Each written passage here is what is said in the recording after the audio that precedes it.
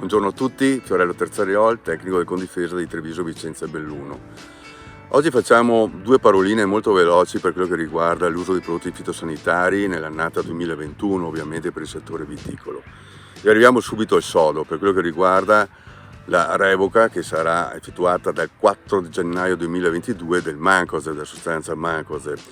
la quale potrà essere acquistata dai rivenditori fino al 4 di luglio 2021, quindi capite i tempi ormai sono pochi e questa è proprio l'ultima annata di questo ditiocarbamato presente sul mercato, quale ricordo anche tra l'altro che è un prodotto presente attualmente su 155 prodotti commerciali, quindi capiamo tutti che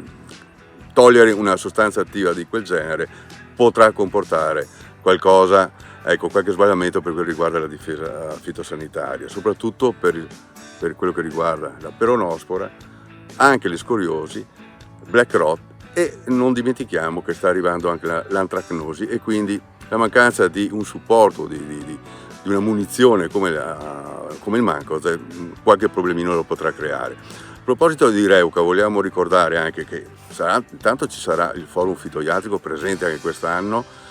nella giornata del 24 febbraio 2021 e quindi vi aspetto tutti ovviamente online a seguire questo incontro con 10 società diverse che proporranno i loro prodotti nel settore viticolo.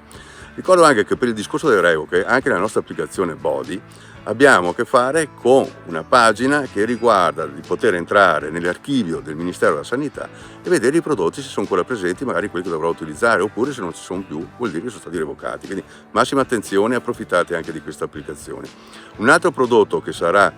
revocato a fine di quest'annata 2021 è il Benalaxi senza isomero M, quindi quello di vecchia data, ma questo insomma come prodotti commerciali era abbastanza limitato. Al di là dei fungicidi abbiamo a che fare anche con i prodotti insetticidi e qua è una nota dolente in quanto magari gli ultimi che sono stati tolti, i fosforganici, che ci davano una grossa mano come clorpirifosfetil e metil,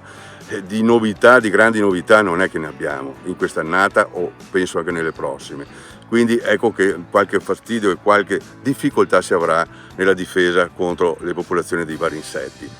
Ricordo però una cosa che per me la ritengo molto importante, di seguire quelle che sono le linee tecniche della difesa integrata date dalla Regione del Veneto, che puntualmente ogni anno attorno a febbraio vengono poste sul sito internet della Regione Veneto, quindi vi consiglio di andare a vedere, di scaricarvele, di andare a vedere quelle che sono le colture che a voi interessano. Guardate, sono 200 colture presenti all'interno di questo format della Regione.